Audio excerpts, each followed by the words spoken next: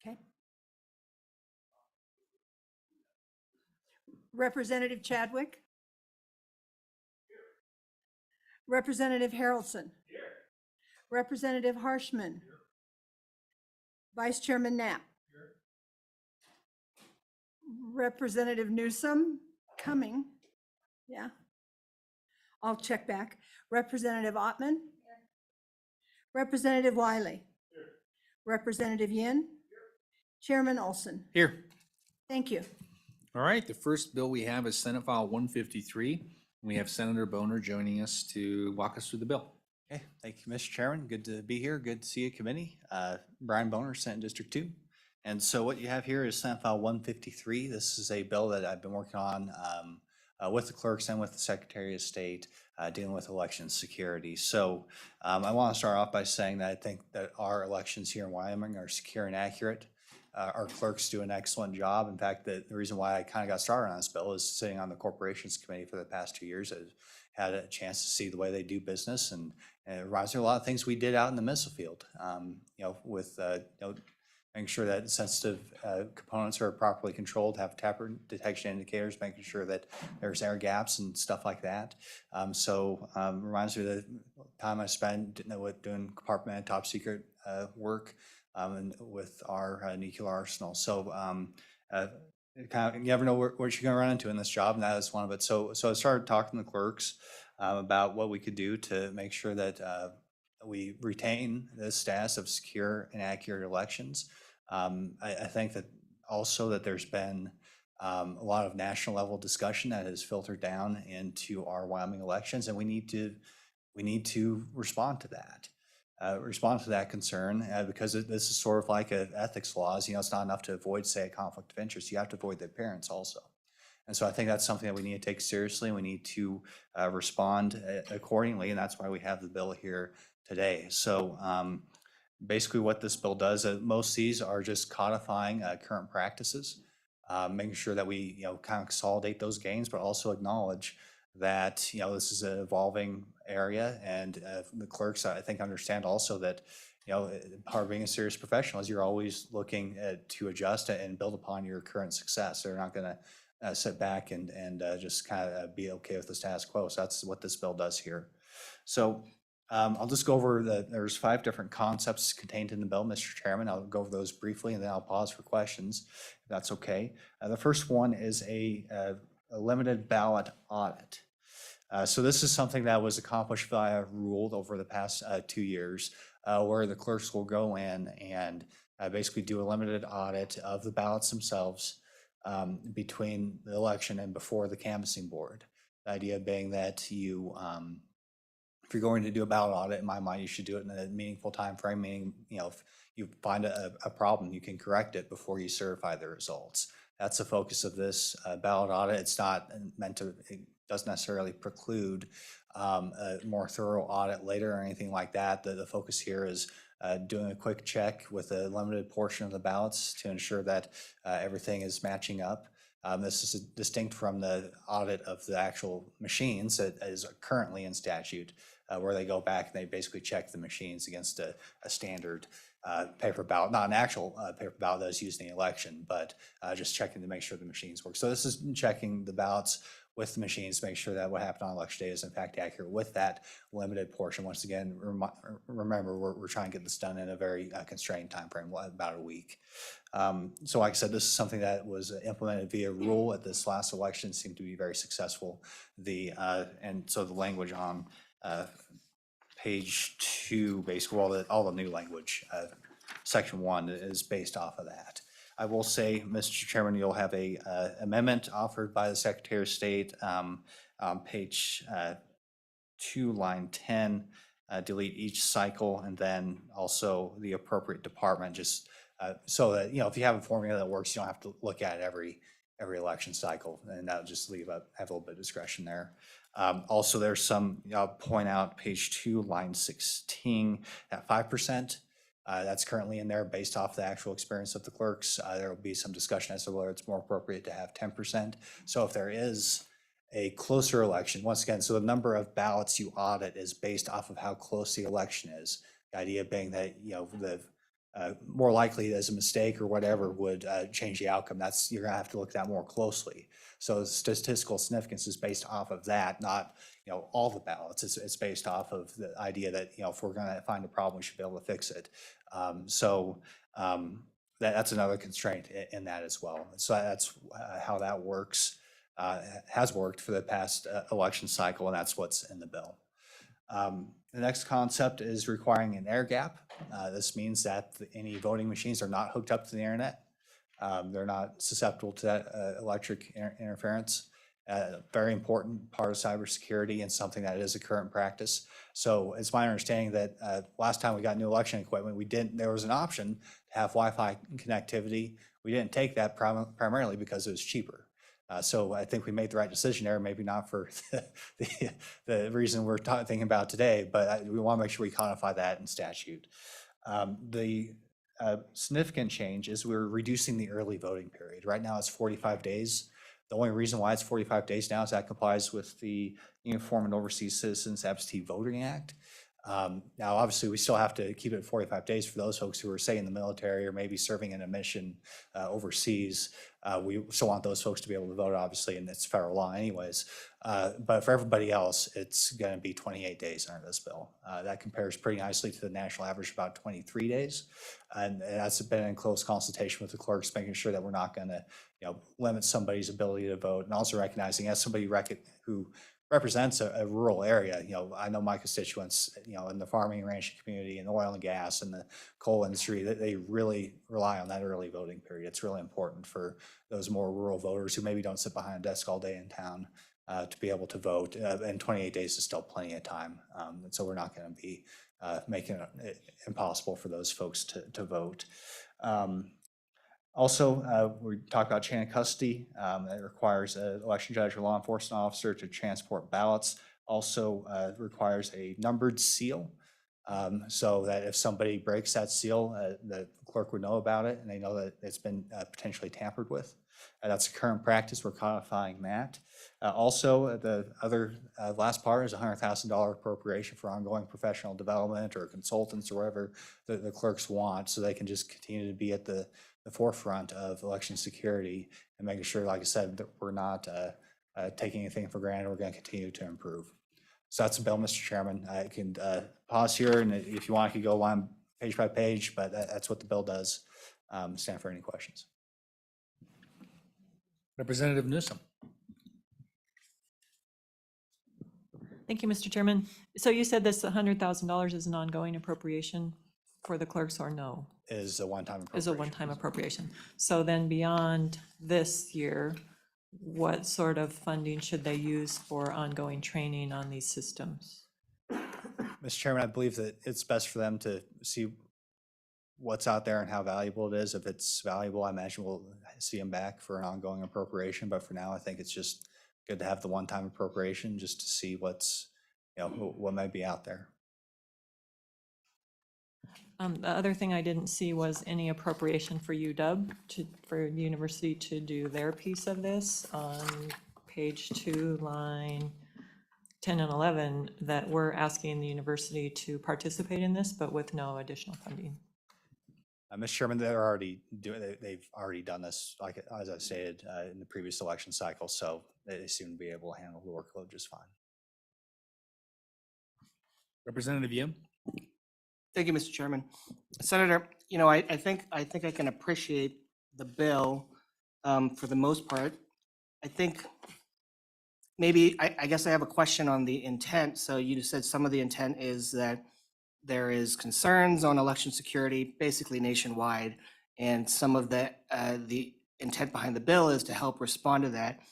And I guess maybe a question for you is that I'm a little worried that if we are saying that we're responding to it by a bill to increase election security, that it actually justifies their perspective that our elections are not secure.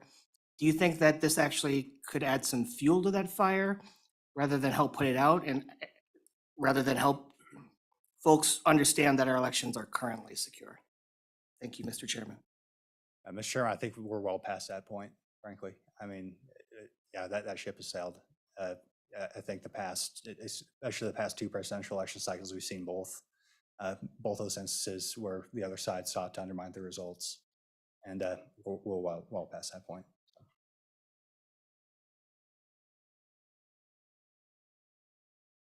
Additional questions, committee? All right, thank you, Senator Boner.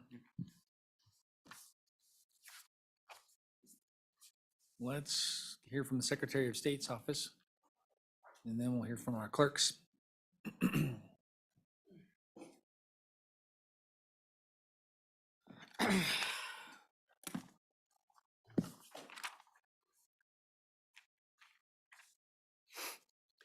Thank you, Mr. Chairman. For the record, I'm Chuck Gray, the Wyoming Secretary of State, and to my left is Joe Rubino, our General Counsel and Chief Policy Director. Today, I stand in support of Senate File 153. As Secretary of State, election integrity and security is my #1 priority, and this bill does several things that will strengthen Wyoming elections and our process. I also have a couple of amendments that I view as pretty small, and we'll just go through each of the concepts here. The first concept on codifying these existing post-election ballot audit procedures, we're in support of this. This is a concept that came out of the Secretary of State's office. We have a policy in place that lays out the formula, and we would continue doing that if this passed. The one thing we would ask for, First Amendment #1, why don't we hand that out? Well, in answer to the question from Representative Newsom earlier, I mean, this formula has already been provided. And so the Senate Corporations Committee brought an amendment to sort of further identify the formula that is going to be used on this. But what we would like is just to say that, we're not going to have to go back every single election cycle on a formula that's already there. And that should reduce the need for an appropriation. So we just ask for the deletion of each election cycle and the appropriate department at. And I think keeping it broad is good there. We ran this by Clerk Irvin, the head of the Clerks Association. He seemed very amenable to that change. The second change, let's go ahead and hand out the Second Amendment. The Second Amendment would be to add, increase the cap a little bit to 10%. When we talked to Clerk Irvin, he said that, at a 30-second, in theory, if the formula came out with, say, 9.99% of the ballots to be counted in Laramie County, which is our largest county with the most votes, he said that would be about 42 hours of audit work over about a week. The reality is, looking at the formula, I mean, we were kind of looking at the spreadsheet today. I mean, it's very unlikely that it has a higher number, but I think that I think this would provide more confidence in this process in a particularly close race, because it's dependent, one, on how close the race is, and two, how many ballots you have.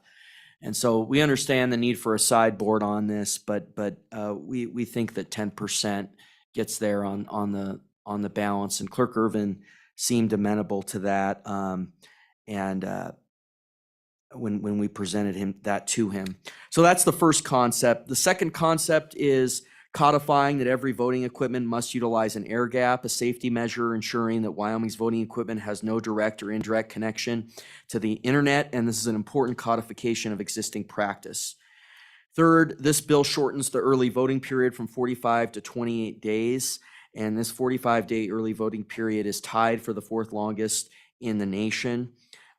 This early voting period is really, we view it as unreasonably long, and I think 28 days is ample time for early voting to occur. And then there would be 12 states, if this were to pass, that would have a longer early voting period. So we'd still be in the upper quintile of the nation in terms of our early voting period, or bottom quintile, depending on how you look at it. But the bottom 25% or upper 25%, but still, this gets us into a more reasonable time frame. And fourth, this bill requires ballots to be transported to count centers in a sealed and locked container with a unique numbered seal that election judges must document before the ballots are moved. And these chain of custody features are common sense measures. And then you have the appropriation in the end, that one-time appropriation. So there's 5 concepts in the bill. We support all 5. Would ask for that one to do a little tightening to get the language right. And we support the bill. Thank you. Questions for the Secretary, Representative Newsom? Thank you, Mr. Chairman. Mr. Secretary, how long has early voting been? 45 days? I guess I don't see why we would shorten our opportunity for our citizens to vote. Secretary Gray? Mr. Chairman, I don't have an answer to that question. I don't know how long it's been. I could go Well, back and look at the annotations. The clerk, I think the clerk does, but maybe asked this way, what makes it, you said it's unreasonably long, other than being longer than other states, what makes it unreasonably long? Well, Mr. Chairman, I think that, why do you need 5 weeks? Why is it not unreasonably long would be one of my questions back. I mean, I think, Well, unfortunately, I get to ask the question. well, I understand that, but 6.5 weeks, and that's a long time to go in and do something that takes all of 5 minutes. And it's a lot of burden on the clerks. It's a lot of burden within each of the You vote just got a centers. head nod when you said burden on the clerks. What's that? You got a head nod when you said burden on Yeah. the clerks. It is. It is. It's a burden on the clerks. It changes. It also, I know we've got a lot of candidates in here. It changes the whole way you run your race. And I think, that's a perspective that I think, is important as well, because some folks don't have full information 6.5 weeks before, because the full information hasn't been brought out. I mean, it really requires candidates to do 4 or 5 mailers in order to get to those voters if you're going to time that out. And so it's also, I think, about voter education and having the information out there properly. Representative Newsom? It seems that this is about election security, not about campaign issues. So I think you should stick to the bill. And what are not the campaign issues, but what are the reasons why we would not give our citizens the opportunity to vote 45 days before the election, having nothing to do with campaigning, which is nothing to do with campaigning in the bill, but why, from an election security standpoint, we would be decreasing the opportunity for our citizens to vote. Well, Secretary Gray? Mr. Chairman, Representative Newsom, I mean, any issue has a panoply of side effects. So when you evaluate a policy, you've got to consider the side effects across the board. And I think one of the advantages of this as well is that you'll have more of the information out there because it's a shorter period. So you got to consider those side effects as a policymaker as well. I think it is an election integrity measure because it's a burden. I know the folks that want to have poll watchers there, they've got to man those for 14 extra days. I know of one county that was able to do it, Albany County. But the other counties, it's difficult to man this 8 hours a day for 45 days. So I think that's another aspect to it. Vice Chairman Knapp? Mr. Chairman, thank you. Secretary Gray, on that raising to a 10% number of ballots audited, at the time of the audit, there's no differentiation between what would be same-day in-person ballots versus absentee ballots. There's no way to tell that during that audit period. Just a question. Mr. Chairman, that's another question, I think, for the clerks, but I don't believe so. I mean, I think once that happens, I think it's brought into one batch, but they do count them separately, so maybe they do keep them separate.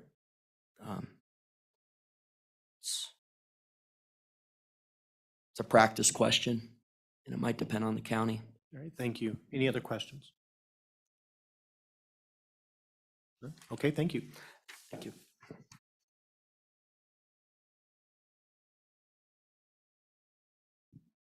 Okay, I think the chairman had to present in another committee, so for the clerks, you want to come up and identify yourself?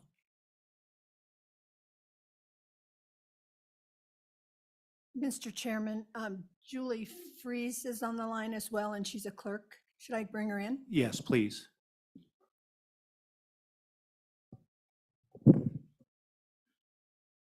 Good afternoon, Mr. Chairman and committee. I'm Mary Langford, and I have the honor of representing the county clerks of the state of Wyoming. And I have a little presentation, but I'd also like to respond to some of the questions that came up during the Secretary of State's Okay. presentation. Proceed, please.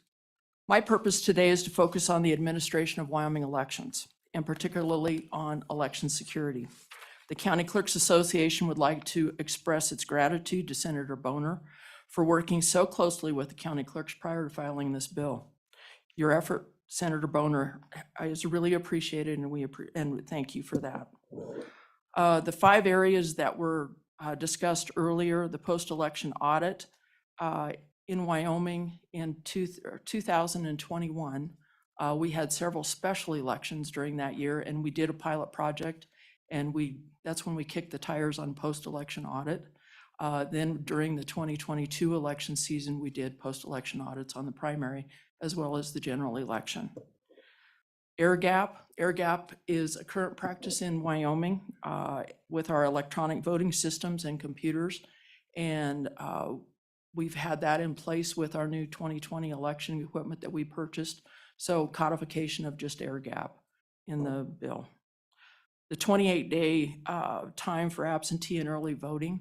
The national average, as you heard before, is 23 days, according to the National Congress of State Legislators. And UCAVA, of course, would stay at 45 days because that's a federal requirement. Uniformity of ballot return, that is the section that talks about the election judges and the use of peace officers and locked containers and unique numbers, seals, and procedures for returning ballots.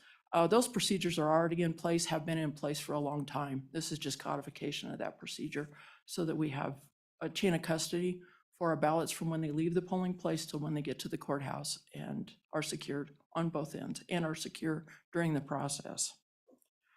To back up to a couple of the questions that came up. First of all, the early voting question.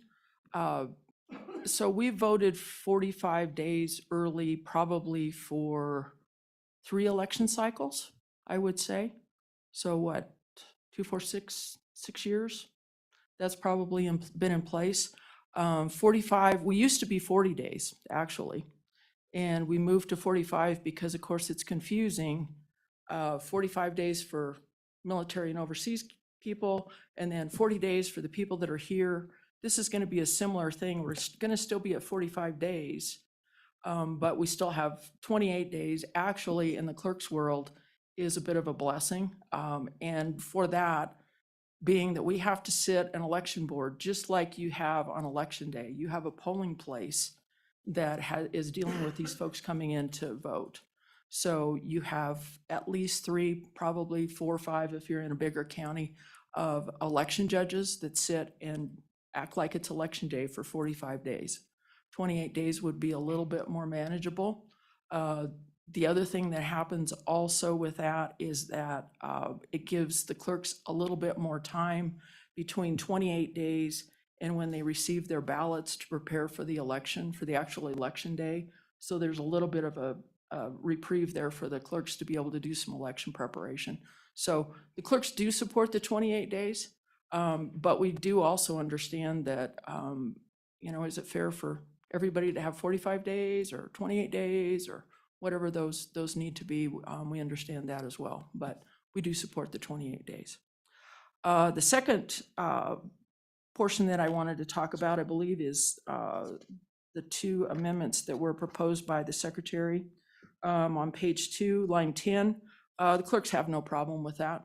That's just a little clarification on language and actually talks about how that process is going to work. I would like to give you a little bit more information on the 10%. Currently, there's a 5% requirement. And I've also talked to our president, Malcolm Irvin, today, and he shot me some information pertaining to 10%. 10% in Laramie County, as you were told, is 5,000 ballots. To audit one ballot, it takes 30 seconds. To audit 5,000 ballots is going to take 42 hours.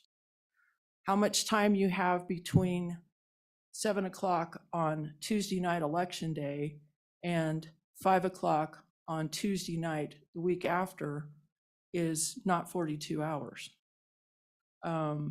You have one computer. It's our hardened electionware computer that every county has that performs this function. So it isn't like you load up 5 computers and go for it. You have one computer that's set to do this audit function. It's a public process. So the process is probably going to be done 8 to 5, Monday through Friday. During that week time, the county clerk, not only is she tabulating election, she or he is tabulating election results and getting those out promptly on Tuesday night, but they're retrieving election equipment and ballots and that type of thing during the week. They have to have their county canvass done by 5 o'clock on Friday of that week, and that information submitted to the Secretary of State's office. And between that time and 5 o'clock on Tuesday the next week is when they need to have this post-election audit done. So timing is probably really essential in that. 10%, it could be done, but it's going to be really, really tight. And I just, for you to consider the difference between 5 or something between that or 10, just like for you to consider that number, because it will impact the work that gets done. And as I said, this post-election audit is also a public process. So the public can come in and watch the process as it goes through to see that the ballots are actually tabulated the way they look, the way they were voted.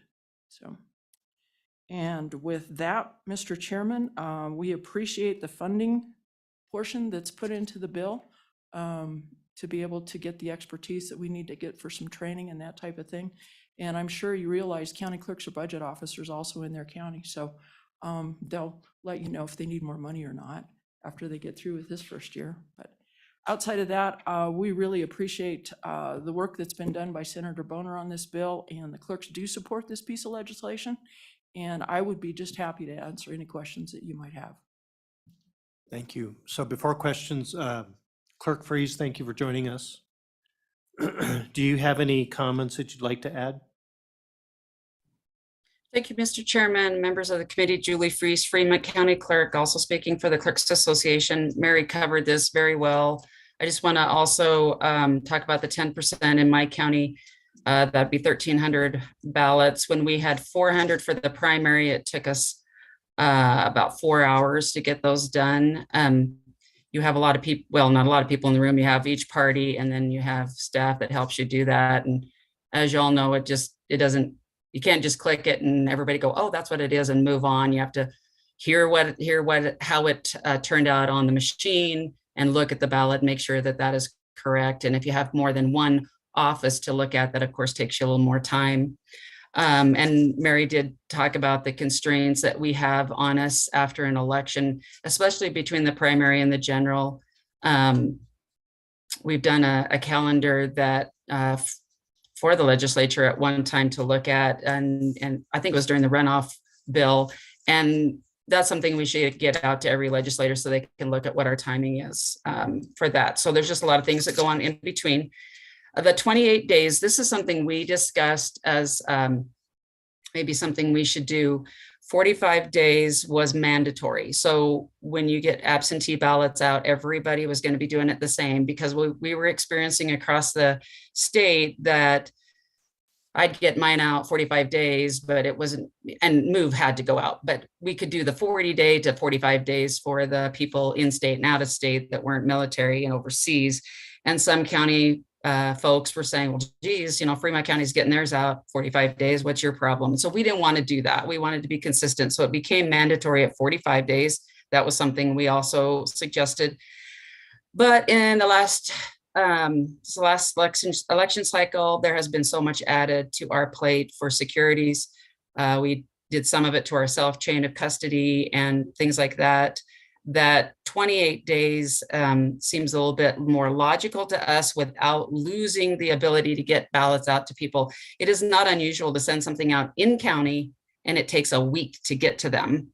And so that's just getting to them. So getting back to them is 14 days on a good time. I mean, and so if people are voting absentee, we constantly are reminding them if they're going to mail them back or bring them back that there's a deadline. So that it is going to be a little bit of a burden on those absentee voters to, now that you get it, you're going to have to turn right around and get that done. Out of state is a little bit harder. And if the folks aren't doing it through, the ones who are overseas, if not doing it through the overseas method, it takes even longer to get to them. So we want to make sure that our voters get a chance to vote, because there's a lot of people. I mean, Wyoming is a great example of places that you can't be at the polling place all the time. My family worked in the oil field. I still have one that way today, and they never know when they're going to be home. There's a lot of over the road truckers that have that need. There are a lot of mothers that can't be taking their kids to the poll. So there's a lot of reasons for absentee voting, but I think that the 28 days still does that. And I would stand for any questions you have. Okay, thank you. Questions? Representative Harrelson. Thank you, Mr. Chairman. So, Ms. Langford, thank you for coming. And I wanted to ask, can you give me a little bit of an idea on the timeline between a primary and a general when independent candidates can do petition for candidacy, what that date of announcing that is compared to the 45-day window for absentee ballots? Do you know those numbers right off the top of your head? Ms. Langford. Mr. Chairman, Representative Harrelson, no, I don't know those numbers right off the top of my head. I'm trying to think. It's about, I can, yeah, Julie. Mr. Chairman, committee, Representative Harrelson. I don't have the exact time frame, but during the primary, people that are going to be on the general ballot, so your conservation districts and your independents, those are happening while the primary election is going on. So it's that far out. I want to say 60, 90 days, somewhere in there, because it's during the election actually that they're filing for office. We're running an election and people are filing for the next one. So Mr. Chairman, I believe also that usually the end of that filing, after the primary election, we're filing candidates for the general election, usually during that time. And it's about 2 weeks after the primary election when those petitions are due, I believe, kind of roughly, without really looking at the book to tell you. Mm-hmm. I hope that helps. Thank you, Mr. Chairman. So obviously I'm the one I'm addressing is my last run that I had, where I had an independent that came in on a petition, and from when that was announced to when absentees went out was a number of weeks. And that was actually a lot of people, both sides of the conversation in my community said that we didn't even have time to even know who was on the ballot. And so I think that that's another conversation piece. So I just was wanting to know if we had kind of those timetables. So thank you very much. Ms. Langford. Mr. Chairman, can I respond to one other? There was one other topic that came up during the Secretary of State's presentation concerning the counting of the ballots and whether they're combined and that type of thing when you do the post-election audit. And yes, those ballots, it's all of the ballots that have been involved in the election that are used for that post-election audit. And ballots come in by precinct in secure boxes. So you don't have like the great big bin of ballots. You have secure bins of ballots, but absentee ballots are considered one precinct and they're in one ballot bin, but they're all the same. Thank you. Representative Harshman. Thank you, Mr. Vice Chair. Ms. Langford, just a couple questions, really just on this. First one is on this 5 and 10%.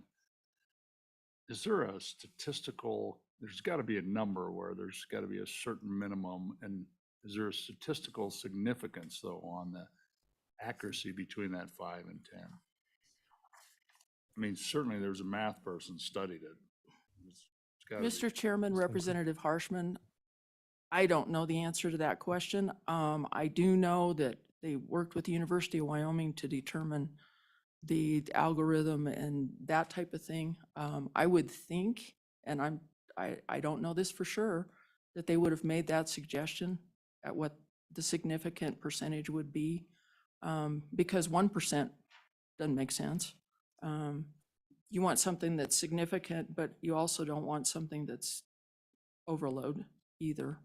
And every one of these will be determined based on how many ballots are cast and what the situation is with the race, so. Sure. Mr. Chairman. Mr. Chairman, Representative Harshman, I don't know the answer to that question, but I failed to mention that in the primary, there were 15,000 some odd ballots looked at for accuracy, which were 100% accurate. And then in the general, we had a smaller amount. I don't know exactly statewide, but it was significantly smaller, 100% accuracy. And then the other thing I want to mention that Mary mentioned when she was talking about ballots coming in, when we're talking about auditing, there are no physical ballots. We're looking at them on a screen. I just want to make sure that that's clear. So it's all of your results that you have received on your computer. And that is exactly how we do it, is you're looking at the ballot that is selected on the computer to how the machine counted it, just so that we're clear. Okay. Follow-up? And second question really was just about that 45-day, and you had mentioned that we were 40 days. And I was just kind of curious, because you've got all the history on this, but how long was it 40 days? Was it forever? I mean, Mr. Chairman, Representative Harshman, for a really long time. I would think with the Mr. Chairman and Representative Harshman, I think when the move process came along, I think I don't know if we were still 40 prior to that, or if it was 30. But I know there were some changes when we had to start the move at 45. And that was probably 8 years ago. Follow-up question? no, I think that's it. So thanks, Mr. Any other questions? Yes, Representative Wiley. Mr. Vice Chairman, thank you. Ms. Langford, what would be the fiscal impact of going from 5 to 10%? You're talking about extra hours and stuff, so is that appropriation, that one-time appropriation of $100,000 in there, would that be adequate? Ms. Langford. Mr. Chairman, Representative, none of that is included in that appropriation. That would be staff time that the county clerk's office would cover from their budget through their election budget that they do, to tabulate the election as well as audit and do the cleanup and provide the reports and everything else. It would be all part of the election process at home. Ms. Langford, can you snowball us an idea of what that additional hours and cost could be? Sorry. Mr. Chairman, Yes, Ms. Priest. can I field that one a little bit? Mr. Chairman, Representative Wiley. So again, Mary had kind of mentioned that. So I mentioned 4 hours to do our 400. And remember, we have one computer with 2 screens. One clerk, in my case, I had my deputy and then I had a person from my staff that was actually touching the computer. Then I had one person from each party, and we would say number 1, 2, 3, 4, 5, and we'd go find that ballot. And then we would say it was voted for Mickey Mouse. And then we would look over to the machine and say, Mickey Mouse. I mean, this is exactly, I am telling you, this is exactly how that is. There is, so to have 10%, Mary mentioned a county like Laramie County, 42 hours, we're going to have to go overtime because we have one computer, because you have a list from the state. We have one computer and one way to do that. We've talked about if there's a way to have the company give us a secondary way to do that. And I don't recall at this time we had that option, but that's going to take a lot of time. It's just, I mean, and here's what election officials work with. If that's what it takes, we're going to have to go 7 to whatever and just keep going and hope your party people want to stick with us or push somebody in. I don't know. It's Thank just us for a certain amount of time. I'm surprised that mouse has not won more elections. Is there any other questions? Representative Oppman. Mr. Vice Chairman, um, for either of you, what I was wondering is, with the absentee ballots, does it seem as though the return times, is it closer to election day? Do they trickle in? Is there a point where it seems as though the majority of the ballots are returned? And then you said that they stay all together until they're counted as one precinct. Is that what you were saying? And then also, if that's true, from the time they start trickling in to the time of the election, then that would be the time that it has to be monitored for that length of time and kept safe and secure and all that. So I guess what I'm looking at is to see if the 28 days is in fact would take away some of the cumbersome of that and the responsibility and the work. Thank you. Ms. Langford. Mr. Chairman, I'd like to hand off to Julie because she has vote centers in her county, so her setup is a little bit different than others. And Clerk Freeze. So, Mr. Chairman, when we send out absentee ballots, I think the first part of the question was, when do they come back? So in Fremont County, and I guess it's pretty similar, we send them out right now, we send out the 45 days prior, and we get a large amount that come right back. I mean, like, they get them, they already know what they're going to do, they send them back, they're done. Then you kind of have a little bit of a lag there, and then it's the people who have been waiting maybe to listen to some candidates, maybe there's some forums coming up, forget about them or whatever, and then those come in at the very last. So I would say at the very beginning and the very end. We do have early voting in our county. And so when people come in, they can either get a ballot and leave, or I can mail it out, or we have people that come in and actually vote and put it through the machine. All of that is under a high level security for all counties. So this was one of our,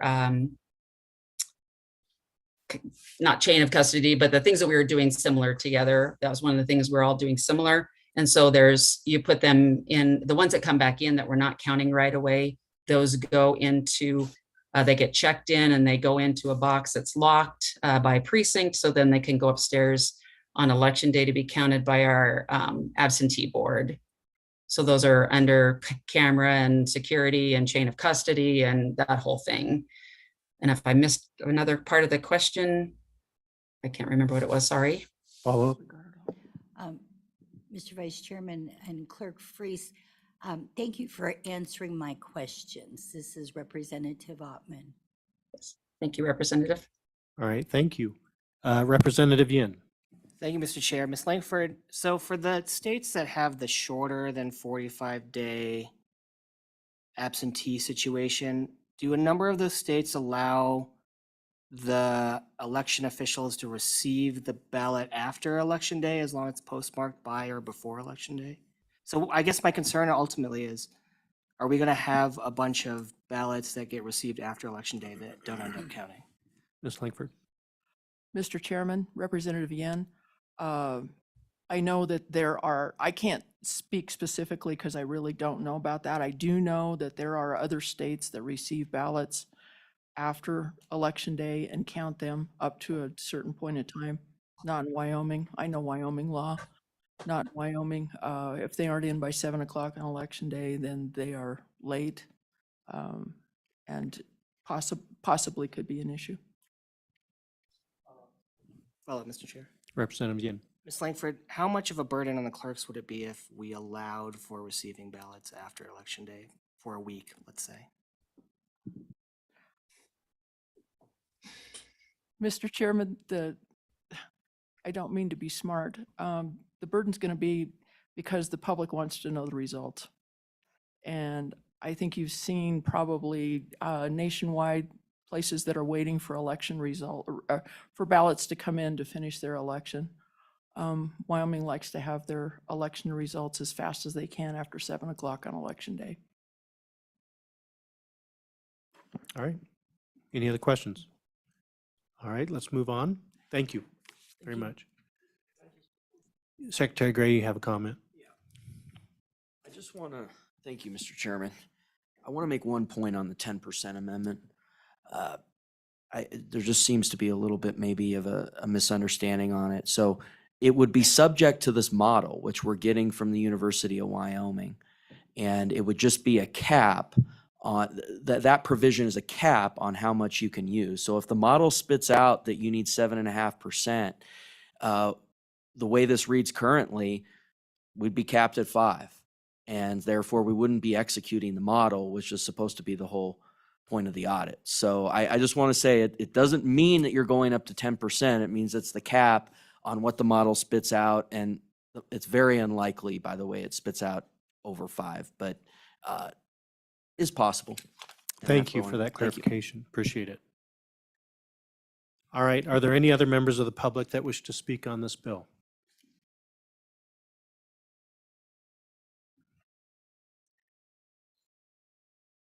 Ms. Simmons, please identify yourself for the record.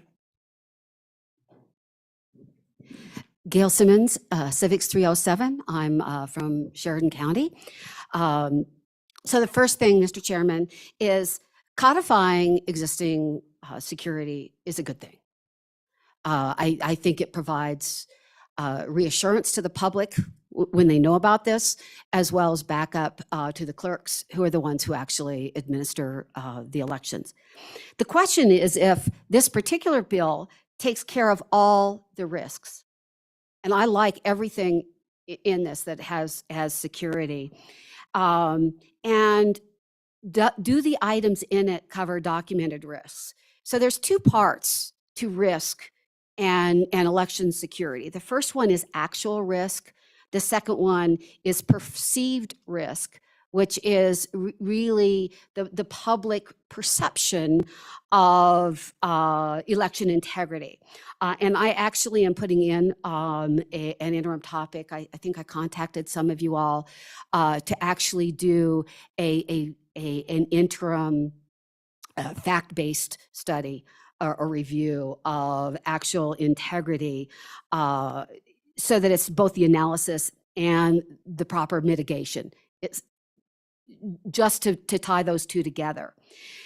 The other thing that this bill and that an interim topic would do is using that to provide a clear message to the public that the conspiracy theories and unsubstantiated fears that are in other states is not at work in Wyoming. We have a marketing message that needs to be sent out to our public. We talk here about how we have integrity and how great the clerks are doing. One of the things that an interim study and having this kind of bill go through is to use that to reassure the fact that we are at the highest level. And if we find any perceived risk, that we're gonna close that up. To give you an example, there's an individual who has been has testified in these committees before, who is making a city tour around the state, identifying that we do in fact have election problems.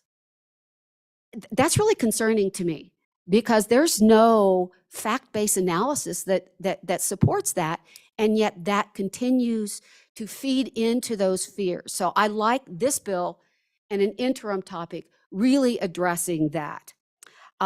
28 days is a good idea on tightening for the clerks. If you decide that it is not within this, then I would, as a security, although I have to say, when you tighten down the time frame that people have to do their job, the likelihood of making an error is increased. So in that particular case, this compressed, it's the other way around. If you're trying to keep something up for a long time, you're likely to allow missteps to come in. If you decide that is not within the topic, I would say that's something else that you should look at during the interim.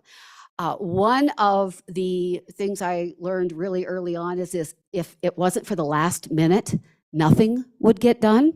And this same thing is true for elections. So having it down to 28 days, even though that's not the topic of this, actually allows for the voting population to be better informed, which can do nothing but help our election processes. Now, I want to talk to the 5% to 10%. And from a statistical basis, a large sample size is not necessary if you are doing random sampling. So for example, let me see if I can bring this up real quick again. Shoot, what did I do with it? So if you have a population like, and the population when I'm speaking about it is not people, it is the number of ballots. So when you're doing statistical sampling, the population is 100% of the population of ballots, and you're doing a sample size. And so if it's 1,000, it's going to be close to 10%. If it is more like 20,000 or even higher, it's actually going to be lower. It's going to be about 2.5%. And that's to get a 95% confidence level. So having the 10% be the top is fine. And as long as that model that's being used is based on the total number, then what's going to happen is, for example, and of course I moved off it, so I can't find it really quick.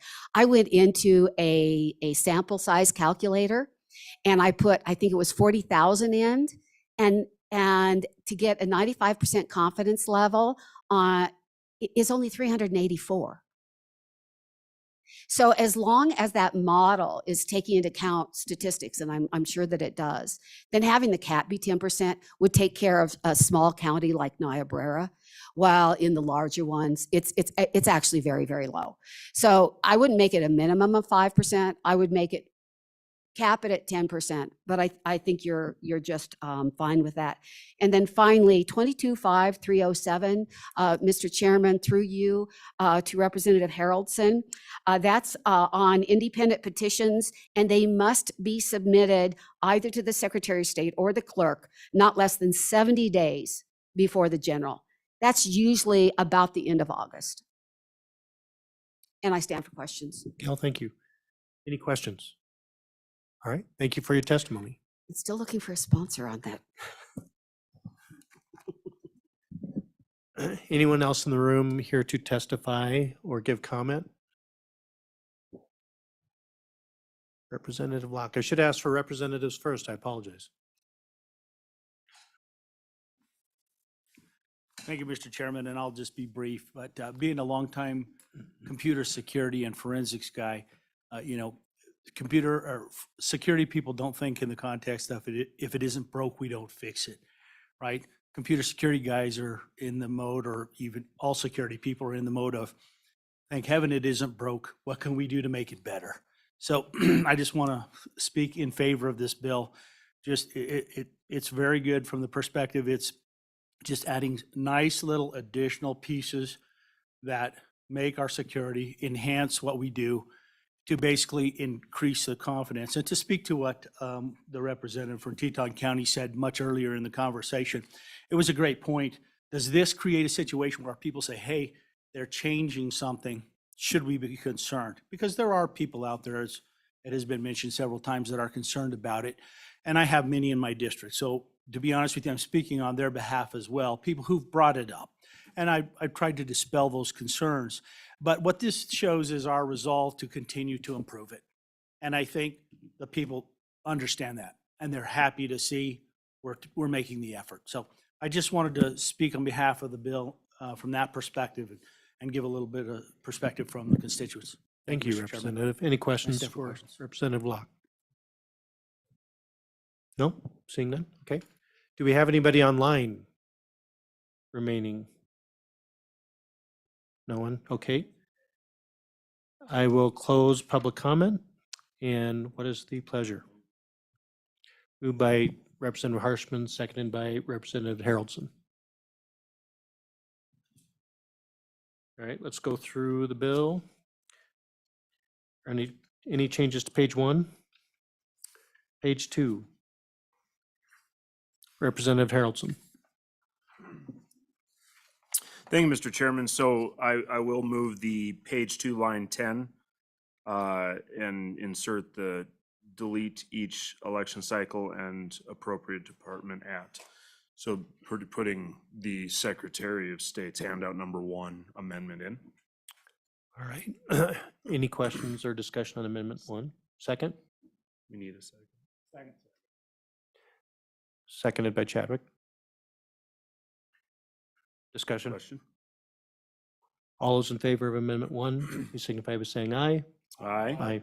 All opposed, no. That amendment carries. Continuing on page 2. Any other amendments?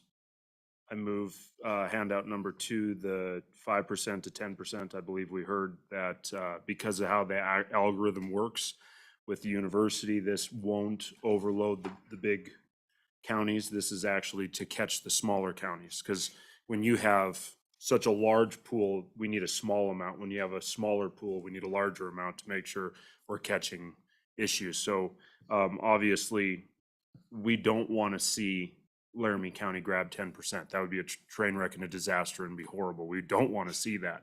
But at the same time, when we have a small county, we also don't want our pre-designed algorithm to kick out a 7.5%, and we don't have the ability to do that. Second. Representative Harshman, second. Oh. Is there a second?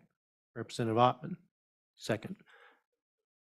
Okay, amendment has been made and seconded. All those in favor of the amendment, please signify by saying aye. Aye. All those opposed? No? 2. Let's show of hands. All those in favor of the amendment, please signify by raising your hand. It's 4. All those opposed? 4. That amendment does not carry. Okay, page 3. Page 4. Page 5. Mr. Chairman. Yes, Representative Yin. Mr. Chairman, on page 4, I would move to strike the new language on lines 9 through 13. Okay, is there a second?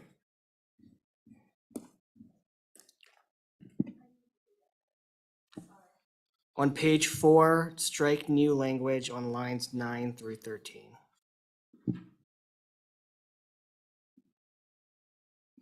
So that was Representative Yin for the motion. There is no second. That amendment does not carry. Mr. Chairman. Yes. Thank you, Mr. Representative- Chairman. At this point in time, if we could go back to page 2, line 16, I'm going to take another whack at this and see if we can find a middle ground that we could all agree upon. Instead of the 5%, replace that with 8%. We open the pool up, we can catch the ground, but at the same time, we don't create a 42-hour window that we can't address. Okay, is there a second? Representative Ottman is the second. All those in favor of the amendment, please signify by saying aye. Aye. All those opposed? No. No. Raise the hands just to be sure. All those in favor? All those opposed? That amendment does not carry. All right, I think we're on page 5. Page 6 and page 7.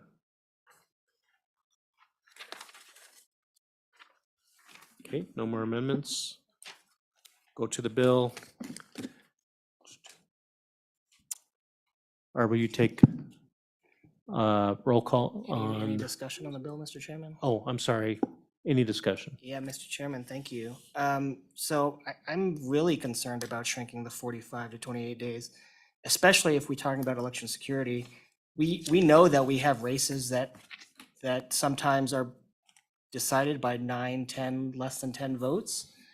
If we end up where we either have lower turnout or we have a pile of votes that come in the day after the election day, now that the turnaround is much quicker, I worry that's going to actually decrease the confidence in our elections. So I'm not sure why we would want to reduce turnout with the shrinking of the 45-day window. I understand the concern from the clerks about the burden of staffing.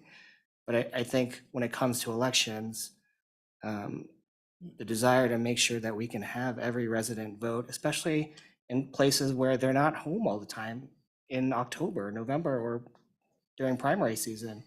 I like the rest of the bill. I'm actually fine with the rest of the bill, but that one by itself is enough for me to say I don't think this is good to keep it in.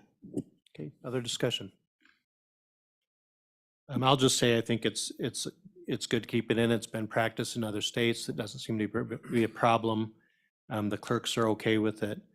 And in my experience, at least with my employees, if you give somebody a shorter window, it's more likely to get done than less likely. So with that, any other discussion?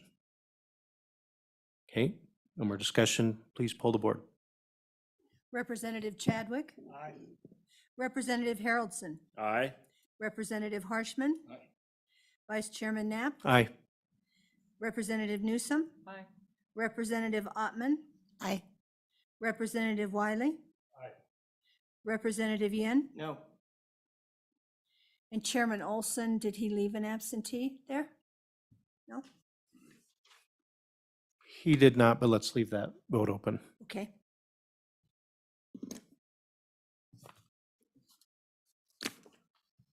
Congratulations, Senator. All right, our next Run bill on the floor. is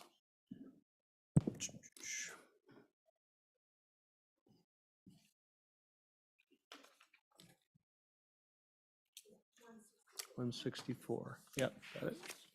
Next bill is Bill 164. Senator Boner. Thank you, Mr. Chairman. Ladies and gentlemen, what you have here is a completely different bill, dealing, well, with the Corporations Committee, right? But dealing with the process that our municipalities go through to acquire services and material. So the genesis of this bill came from actually Evansville, town of Evansville, one of those, maybe an average sized municipality here in Wyoming, but one that struggles to acquire things like vehicles, things, it struggles to get out and get some contracts because, that maybe they don't have a whole lot of resources as a medium-sized municipality in this state. So what this is it's a bill that, see, it's very much engrossed. That started out trying to make things a little bit easier for municipalities, but, in the process of, getting that bill published, we heard a lot of feedback from our contractors, from our auto dealers, from the press association. And so what you have here is a bill that kind of reflects everybody's input and has, last I checked, the support of all those affected entities. So I'll just go through the bill, Mr. Chairman, if that's okay. Basically what we have here is the first change is on page 2, line 10, talking about, there's a minimum amount that, or a maximum amount that you can basically is exempted when you're looking to advertise a bid. If it's below a certain amount, you don't have to necessarily comply with that. So we're just updating that from 35,000 to 75,000. This is consistent with some of the requirements for our counties. And so hopefully, folks see the value of there being consistency there. But also reflecting, inflation's been significant, I'm sure you've heard. And so we're updating that so that we can keep a pace with that. Then, of course, you have a similar provision, or another provision we got actually from the auto dealers is that some of the challenges they have, the reason why some of their folks do not participate in this process is because they have to have a bond. And that may not be appropriate if the vehicle's less than $100,000. So this is input we got from the auto dealers saying that, if you'd kind of loosen up on the bond requirements, we'd be able to provide more service to our municipalities because that's actually fairly inhibitive for a lot of our smaller dealers. The big national ones, it's not that big of a deal, but for the smaller ones, that's a barrier. So we're kind of removing that barrier to extend up to $100,000 there. Similar provision on the bottom of page 3. And then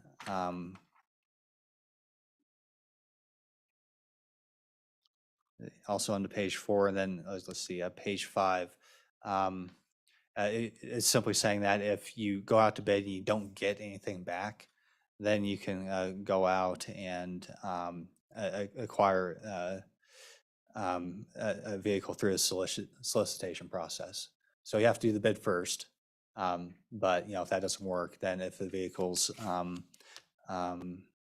or if it's unsuccessful, it's less than $250,000, you can just go out and solicit the service after the bid is unsuccessful.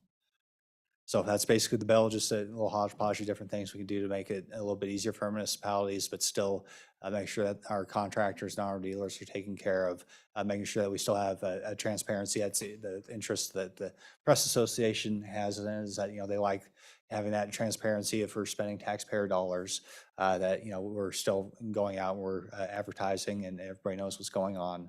And so this is kind of where we landed, discussing with all 4 of those groups. And certainly, it's kind of a little bite at the apple. I think there's probably an interest for an interim topic on this area, but this is what we came at for now, and I think it's a good purpose. So I'll stand for questions, Mr. Chairman. Thank you, Senator. Any questions? Representative Ottman. Thank you, Mr. Co-Chair. Just for a point of clarification, what does it look like for an automobile dealership to be bonded? I'd really have to defer to the auto dealers on that. It's my understanding they'd have to, post the bond. They'd have to, put up some money to make sure that they actually deliver on the vehicle, that the vehicle actually gets there. But you'd have to talk to the auto dealers there. Thank you. Other questions? Representative Wiley. Thank you, Mr. Chairman. So I might be able to help you a little bit with that. So we, in putting this together, we considered an irrevocable letter of credit, because your typical bond on a $35,000, $40,000 vehicle's around $500, give or take. An irrevocable letter of credit, which would qualify within this bill. We just opened it up to more than that. In other words, we didn't limit it to the irrevocable letter of credit. So the irrevocable letter of credit for the same amount would only be about $150. So now, as I spoke with our police chief there, another big issue that he had was the advertising, because it was required that it be advertised in the paper. Well, and we ran into this as commissioners, advertising for board positions, that it was just so prohibitively expensive to run it 2 weeks. You run it once and then you run it a second time a week later. Typically $600 to $800, depending upon the length of your solicitation in the paper.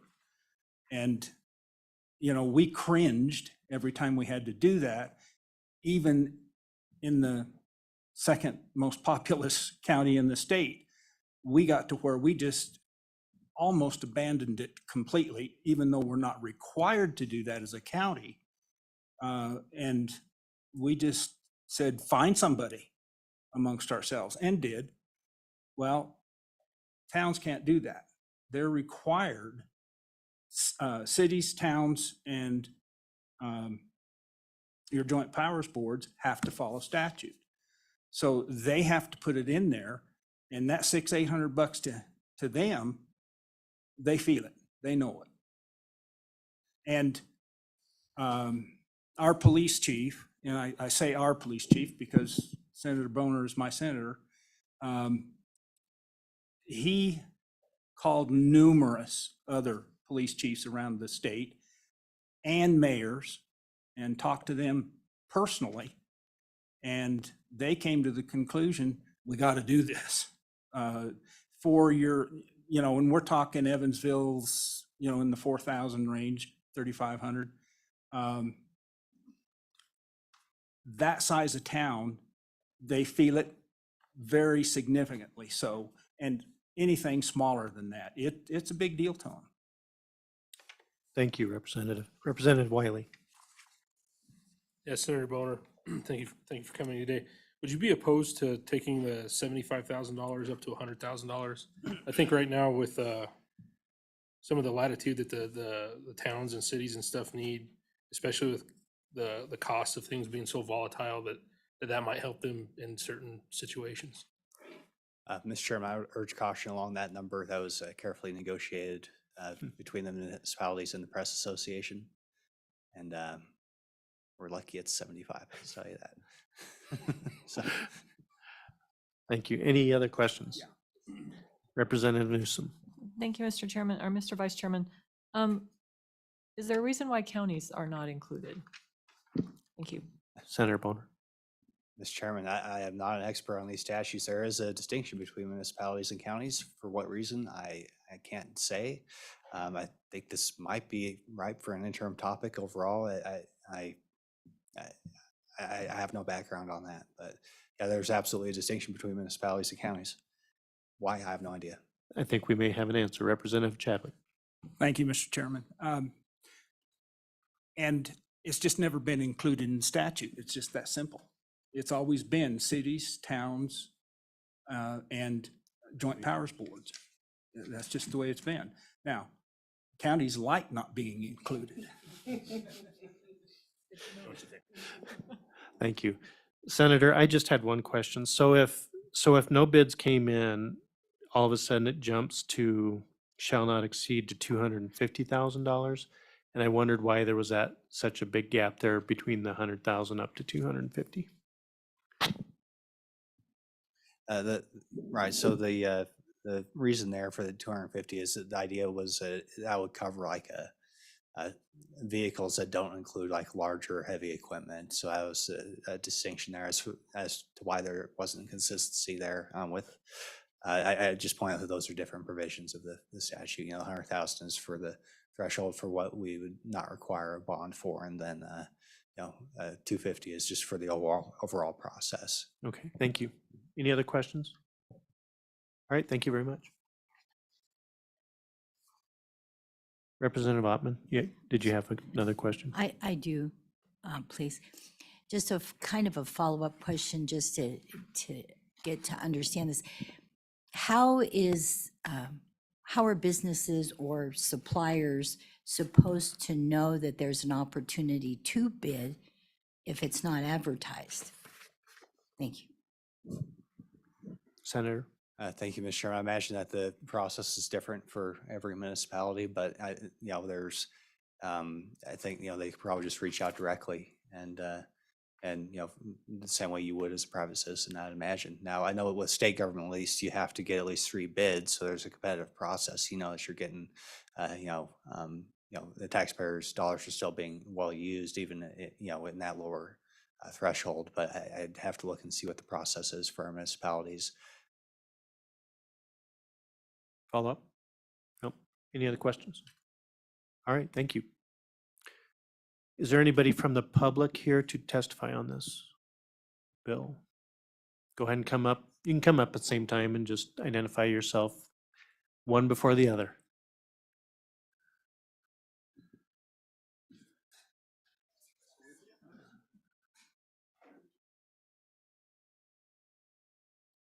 Why don't you go ahead first? Identify yourself and who you're with. Good afternoon, members of the committee and Vice Chair. My name is Katie Legursky. I'm the Executive Director of the Associated General Contractors of Wyoming. And let me just answer a couple of quick questions, really quick if I might. A bid bond, usually in the construction industry, is anywhere from 1% to 3% of the price of the contract. I'm not sure if it would be the same when it comes to an automobile, but usually it's about 1% to 3%. Secondly, a question was asked about raising the bidding threshold from $75,000, which is currently in the bill, to $100,000. The Associated General Contractors would be opposed to that. We negotiated in good faith with all parties on this bill to leave it at the 75,000. The reason being is last year we worked hand in hand with the counties, with the County Road Construction and Maintenance Fund. We actually raised in legislation, Senate File 18, raising their bidding threshold from 50,000 to 75,000. And in 2020, we had House Bill number 50, 51, and 52, where we made it uniformly across the board to raise all other statutes up to a bidding threshold of 50,000.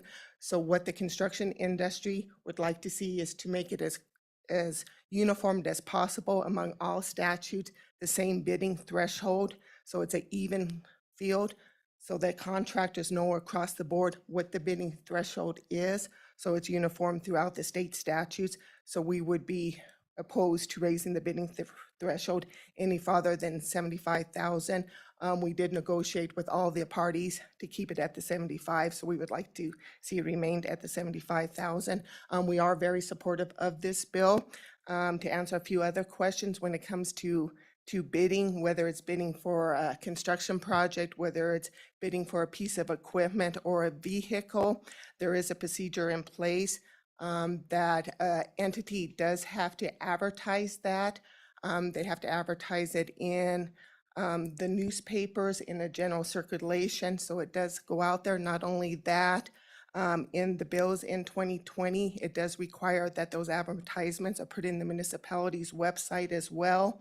A lot of the municipalities, when it comes to advertising the equipment and vehicles, they actually do reach out to the auto dealers as well as to the equipment dealers with that, so that the local entities do know, and the local people with those equipments or the vehicles, they do know those equipments or vehicles are being put out to bid, so that the local entities do know that those items are out there for bid. And a lot of other entities and a lot of associations, when it comes to bidding, will share that information with their members, so that the bidding process is pretty well known among the community and among those individuals that are looking to place that bidding. When it is not a bidding process, it usually goes to what they call a quote process. So within this bill, if they do not receive any bids, then it goes to what they call a quote process. And that entity and municipality would then go out for a quote process and provide the different entities to provide them with a quote in order to procure that vehicle or that piece of equipment. And with that, we are very supportive with that bill, and I'd be happy to answer any other questions. Thank you. Any other questions? All right, next.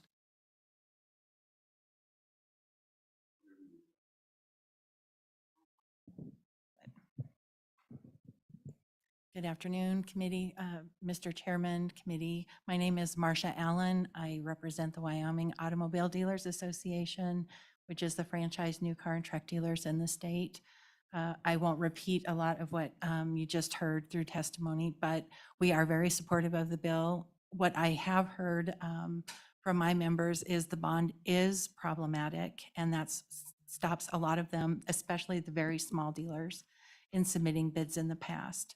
So we requested that to try and encourage them to submit bids to their cities, towns, and counties, which has stopped them in the past. I don't know the amount. I just know that they have said it's problematic and cost prohibitive in a lot of cases. They didn't expand on that, so I don't have an amount for you, but I can check and find out if you would prefer. Otherwise, we were part of the negotiations in the Senate side and truly support the bill and would stand for any questions. Thank you, Ms. Allen. Any questions? All right, thank you for testifying. Go ahead. Thank you, Mr. Chairman. For the record, David Fraser, Executive Director, Wyoming Association of Municipalities.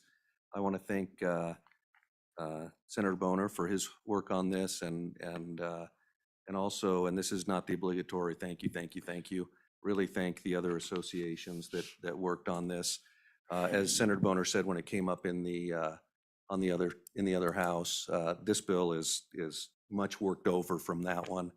There were concerns from general contractors, the Vehicle Dealers Association, and the Press Association on this, and we met and ironed those things out, and so I will indicate off the top so I don't forget.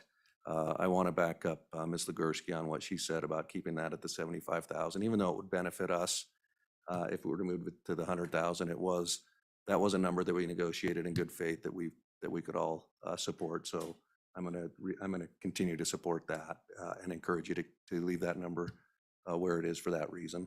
Let me quickly just tell you a couple of things this bill doesn't do, and then I'll comment very briefly on the three things that it does do. The first thing that it doesn't do is it doesn't end run the notification requirements. We're still, if this bill passes in this form, we're still required to notify through the press when we have those vehicles to bid and those projects to bid. The other thing that it doesn't do is upend the bid process. We're still required to go through the bid process first, including all of its associated advertising and public meetings and all that stuff.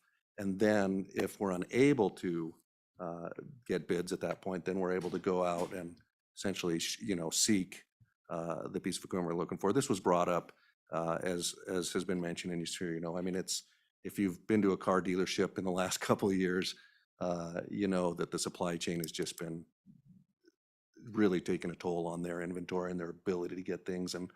And so, often they're not bidding something because they're not sure if they can acquire it right now. So we hope this is a fix to a temporary solution, and that's why we have it in line after the bid process, so that when the market when the supply chain corrects itself, then hopefully it's not an option that'll even need to be used. So having said that, the bill does do the three things which you've been told. Just to quickly review, raises the threshold on projects to 75,000. I've already commented on that. The second thing it does is eliminates those bonding requirements. Even before the supply chain issues, the bonding was an issue for local dealers. And of course, our members like to shop locally whenever they can. And a lot of the local dealers, just as Marsh said, a lot of the local dealers just weren't willing to do the bond process, and so they weren't able to shop locally. So it removes that requirement. I believe it still allows, if there's some kind of specialized equipment, I think it does still allow a city to ask for that bond, but it doesn't require that it be done. And in most cases, the cities would opt not to do it. And then the third thing it does, and just really specifically, if you look at page 5, if you have the same pagination that I do, there's a new letter T inserted, which addresses the ability to go procure that vehicle if the bid process fails. Those letters up to the letter T are the bid process in the statute. And so again, just to emphasize, we'd still be required to go through the bid process as outlined with no changes. But then if we're unable to get bids at that point, we can go out and procure through this other method. So with that, I'd stop talking and take any questions you have. Thank you, Mr. Frazier. Any questions from the committee? All right. Oh, I'm sorry, may I? Yes, go ahead. I meant to comment on the 250,000. Where that number came from is that's the cost of a 16-passenger bus. So a bus that the senior center or whatever would send out would be about that much. That doesn't get close to the cost of, say, a fire truck or something like that. So it's intended to capture, cars and pickups and up to a 16-passenger bus. All right. Thank you very much. You bet. Thank you all for coming. Is there anybody online for testifying? Okay. Go ahead and enter him in. Mr. Thompson, can you hear us?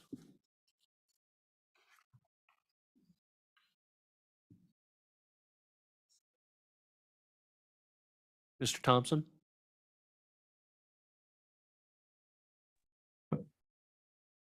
Mr. Chairman, are you there? Yes. I can hear you, sorry. All right, Mr. Thompson, let's have your comments, please. Mike Thompson, I'm the chief of police for Evansville, Wyoming. I'll try not to repeat a lot of what got testified. I will thank Representative Chadwick and Senator Boner for taking this up. I just want to give a couple quick examples of why we're here. Since COVID started, we talked about the supply chain stuff, and what we found is, our fire department tried to get a new command pickup this last year. Multiple dealers within the Natrona County area refused, like they absolutely wouldn't bid on it. Some because either they couldn't guarantee delivery of the vehicles within that bid request, and some just flatly wouldn't do it. Our public works had same experiences. I had a couple of patrol units. I had to go clear to Iowa for the last two that we bought for our police department because nobody, would bid or guarantee delivery within, a reasonable time frame. And so with that, I started reaching out. I talked, Glen Rock PD. I talked to their chief over there. Same thing. Dealers wouldn't bid bond. There's one outfit, a northern community, their chief is going clear to New York for their units. The public has a certain expectation that as governments, our vehicles, our equipment that we use to give services to them is adequate, not breaking down, modernized, up to date. And when I went to our last patrol unit, I found a vehicle in Utah at a dealership. It was a specially rated patrol unit. So the big three, Chevy, Dodge, Ford, they have vehicles, if you're not familiar with this, that are specially built just for police units, simply because of the wear and tear that we put on them. And the dealer over there would not post the bond. He would work with the bid process, but he wouldn't post the bond because the way the market is right now, they can sell those vehicles in a week, 3 days at tops most of the time. So the fact that they worked with us was a good thing, but they wouldn't post the bonds. And that was a big thing. And he says, I don't understand. He says, because communities on the west side of the state of Wyoming, they're not requiring us to post bonds. And so it's frustrating. And so that put us in the bid process. A local dealer finally posted the bond, which is 5% of the cash value. So they have to attach that check. So if the vehicle is, say, $39,000, then 5% has to be attached with a check to that bid. And so by doing that, we're now paying $13,000 more for the same vehicle that I didn't have to wait on. And now we're in limbo. We may see the vehicle in May, we may see it in June. We may not even see it until maybe next year, okay, because we don't know. And, as stewards of tax money, we're supposed to be judicious. And as much as I like to stay local, is $13,000 being judicious with tax money when the dealers locally won't bid and can't guarantee delivery? There's a lot of things within the industry is changing. From what I understand, and through the Senate testimony, we had an individual testify who's familiar with this, that a lot of the government incentives or rebates that we currently have enjoyed are going to be going away in the future. So with that, I started looking at other states, and without comparing other states, what I found is there's a renaissance going on, in a sense, across the United States dealing with procurement laws. Wyoming, for some reason, we're unique where the state is different than counties. Counties is different than municipalities. We're more handcuffed as municipalities for some reason than the state and counties are. So I agree with Senator Boner that an intern topic would be something we need to probably look at and get more conformity. Procurement laws are intended for the taxpayer benefit, not to enrich special interest corporate bidders. And when you look across the nation, there's so much different standards. Some states, the threshold is as high as $350,000. Some are more constrained. So this is kind of the short version of how we got here. I talked to 40 different municipalities, either through clerks, mayors, police chiefs, fire chiefs. Everybody's echoing it. And at that point, I stopped calling because clearly we have an issue in the state of Wyoming, and we're trying to find that simple solution so that we can procure the stuff that we need and take care of our citizens. Mr. Chairman, I'll stand for questions if there is any. Thank you, Chief Thompson. Is there any questions? Seeing none, thank you very much for your testimony. Thank you, sir. Are there any other people to testify? Seeing none, I'll close public comment. What's the pleasure of the board? Moved by Harshman, seconded by Representative Chadwick. Are there any amendments? Mr. Chairman, I have a quick question for the sponsor, if I could. Representative Yin, Senator Boner. Senator Boner, would it be helpful at all to make this effective April 1st instead of July 1st? Just to give a little bit more time to get these contracts hurried up?